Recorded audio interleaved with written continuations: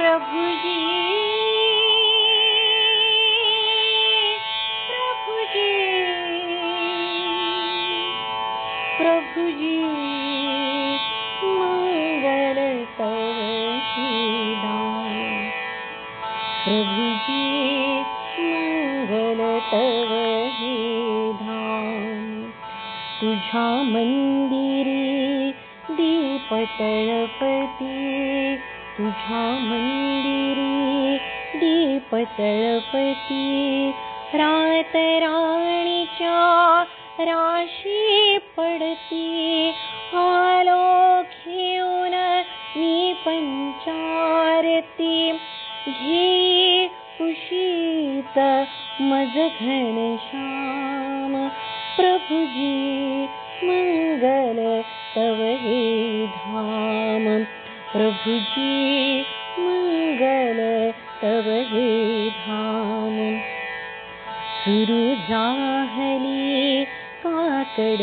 आरती घण घण नादे घंटा घणती धावत आलो चरणा पुढती लागले वेड तुझे श्रीराम प्रभुजी मंगल तव हे धाम प्रभुजी मंगल तव हे धाम मानवंदना हवी कशाला कांचन गंगा मला कशाला स्तुती सुमनेही नकोच मजला मुखी धरू दे तव प्रिय नाम प्रभुजी मंगल तव हे धाम प्रभुजी मंगल तव हे धाम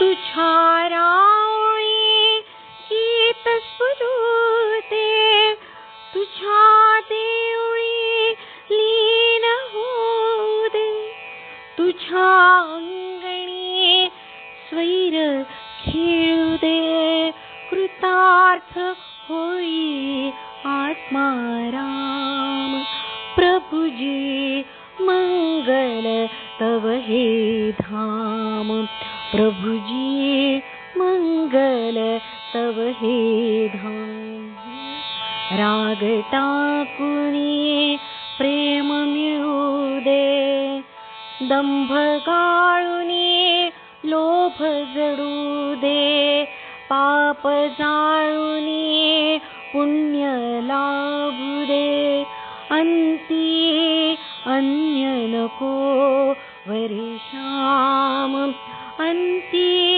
अन्य नको वरिश्याम प्रभुजी मंगल तव हे धाम प्रभुजी मंगल तव हे धाम प्रभुजी प्रभुजी रंग एक झाला रंगी रंगला श्रीरंग अवघा रंग एक झाला अवघा रंग एक झाला रंगी रंगला श्रीरंग रंगी रंगला श्रीरंग अवघा रंग एक झाला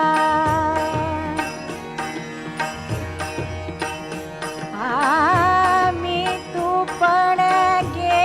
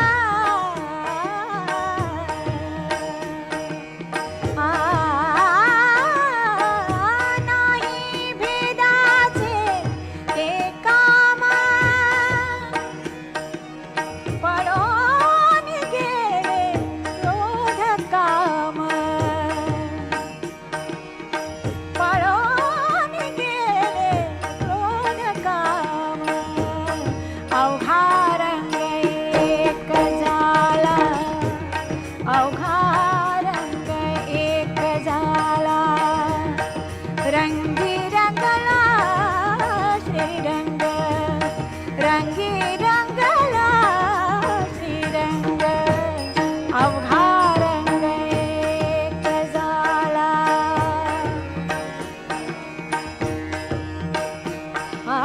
देही असोनी विदेही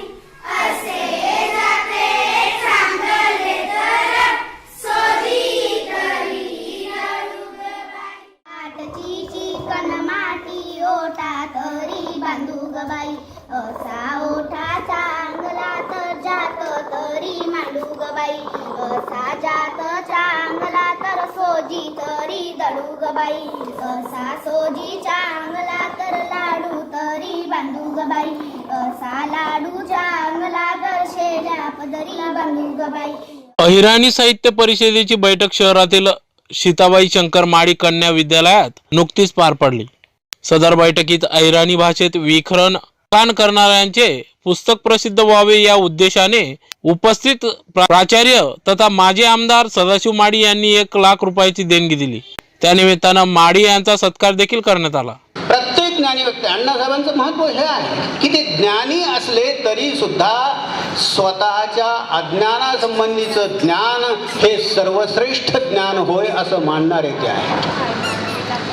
आणि मी असं म्हटलं तर आपण त्याच्यामध्ये मी काही अतिशयोक्ती केली असं म्हणणार नाही याची खात्री आहे की ईश्वराच्या जवळपास पोचणारं साधू संतांच्या जवळपास पोचणारं अशा प्रकारचं अण्णासाहेबांचं हे व्यक्तिमत्व आहे. शिकलेल्या माणसांचं दुसरं एक वैगुण्य अनेक वेळा पाहायला मिळतं. अनेक वेळा सगळ्यांच्याच बाबतीत ते आहे असं मी म्हणणार नाही. थोडा पडा गाव छोडा, बहुत पडा देश छोडा, याला म्हणतात शिकलेली माणसं. अण्णासाहेबांच्या बाबतीमध्ये विद्यार्थी घडवीत असताना अण्णासाहेबांनी कधी भेदभाव केला नाही. आणि म्हणून विद्यार्थी कुठेही पोहोचलेला असला, मला तर वाटतं की अण्णासाहेबांचा असा एकही विद्यार्थी नसावा की तो फार पोहोचलाय. असे असतात ना काही फार पोहोचलेले की जे मागे वळून पाहतच नाही. तसंच एका कवीने सांगितल्याप्रमाणे फार पुढे गेला असलास तर थोडा मागे फिरता येत नसलं तर निदान कमीत कमी वळून तरी पहा. आजच्या अशा जमान्यामध्ये अण्णासाहेबांचे एकही विद्यार्थी असा दिसणार नाही की जो कधी मागे वळून सवय असणारा एक माणूस अण्णासाहेबांनी आपल्या या विद्यार्थ्यांच्या मधून उभा केला. या अण्णासाहेब सदाशिवराव माळी यांचं कार्य काय आहे हे त्यांचे जे ग्रंथ आहेत ते वाचूनच समजेल. त्यांच्याविषयी ते शिक्षण महर्षी होते, सामाजिक उत्तम कार्यकर्ते होते, आमदार होते. साजरी करायला मी इथे हजर झालो ते आमचे मित्र सदाशिवांना या ठिकाणी खूप विद्वान लोकांची हजरी आहे. सदाशिवांबद्दल मी काय बोलायचं, शाळेतही होतो, आताही माझ्या सोबतच आहे. मी स्टार फॅक्टरी चालवतो, वर्तमानपत्राच्या वेळेस आम्ही सोबतच होतो. कोणी सोबत नसेल त्या दुरून वर्णन करावं तो अलग प्रश्न, पण मी ते त्यांना अनुभवतो आहे, त्या कुटुंबाला अनुभवतो आहे.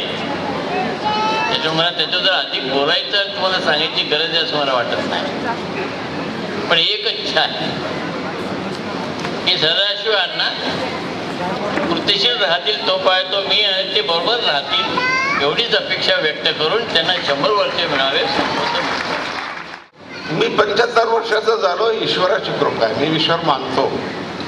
माझी अंधश्रद्धा नाही. मी कॉलेजमध्ये असताना 2 विचारधारांशी अण्णासाहेब माझा परिचय झाला. एक आगरकर, महात्मा फुले, लोकहितवादी यांची ही क्रांतिकारक विचारधारा, आणि दुसरं म्हणजे संतांची भक्ती विचारधारा. मी या 2 विचारधारा भिन्न मानित नाही. उलट आध्यात्मिक जीवन राजकारणी माणसाच्या ठिकाणी जर असेल तर तो अधिकाधिक शुद्ध होत जातो, अधिकाधिक मोठं जातो असं मला वाटतं. संतांनी कुठेही प्रपंच सोडा असं सांगितलं नाही, चांगलाच प्रपंच करा असं म्हटलेलं आहे. तुकारामाने असं म्हटलेलं आहे, धर्ममार्गाने पैसे कमवा आणि उदास रीतीने ते खर्च करा.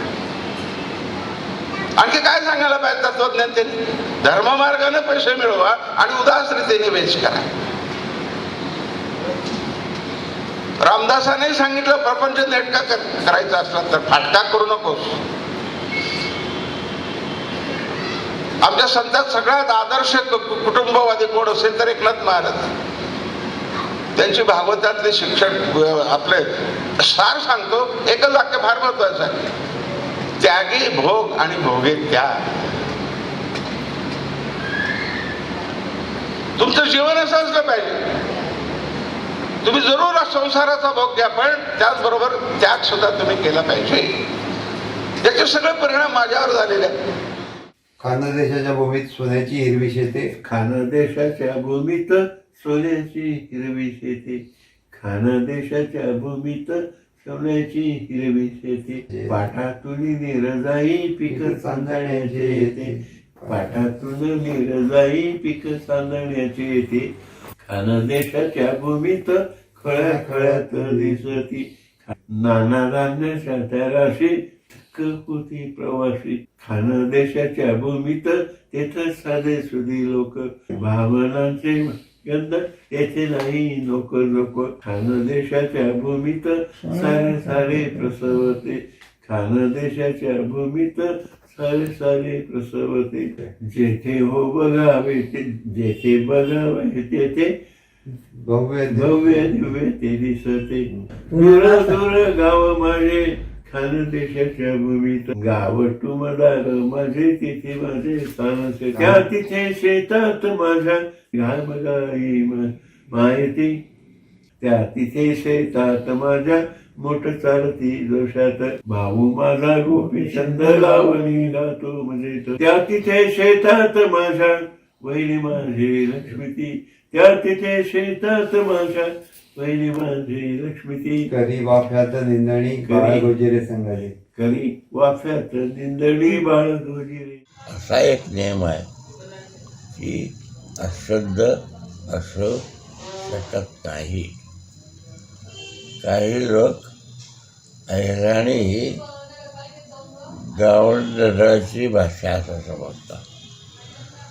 असं समजणारे स्वतः गावंढळ असतात, कारण त्यांना भाषेचा उगम ऊर्जितावस्था काहीही माहिती नसते. म्हणून अहिराणी लिखित स्वरूपात होणं अत्यंत आवश्यक आहे. अहिराणीचा विस्तृत शब्दकोश लिहिलं गेलं पाहिजे, व्याकरण लिहिलं गेलं पाहिजे, आणि हे अहिराणी इतिहास म्हणून जगली पाहिजे. अहिराणीवर प्रेम करा, अहिराणी समृद्ध करा, आणि अहिराणी ही गावंढळ भाषा नाही, ती परिपक्व भाषा आहे, स्वतंत्र भाषा आहे, प्राचीन भाषा आहे. तुम्ही जगाची कोणतीही भाषा शिका, पण आपली मायबोली विसरू नका. मायबोलीला विसरणं म्हणजे मातेला विसरण्यासारखं आहे. आई आपल्याला ज्या भाषेतून शिकवते ती मातृभाषा. खरंय खरं. कैलासवासी सदाशिवराव शंकरराव माळी यांचा जन्म 21 मार्च 1932 रोजी धुळे जिल्ह्यातील कापडणे येथे झाला. त्यांचे शिक्षण MA पर्यंत झाले होते. कैलासवासी माळी यांनी धुळे येथील महात्मा फुले शिक्षण प्रसारक संस्थेचे चिटणीस, खानदेश सांस्कृतिक मंडळाचे अध्यक्ष, महाराष्ट्र साहित्य परिषदेचे सदस्य म्हणून उत्तम कार्य केले होते. धुळे जिल्ह्यातील अनेक सामाजिक सांस्कृतिक संस्थांशी त्यांचा निकटचा संबंध होता. कैलासवासी माळी हे सन 1972 मध्ये धुळे उत्तर मतदारसंघातून महाराष्ट्र विधानसभेवर निर्वाचित झाले होते. अशा या ज्येष्ठ समाजसेवकाचे शुक्रवार दिनांक 27 जानेवारी 2023 रोजी दुःखद निधन झाले. बोलावा, पहावा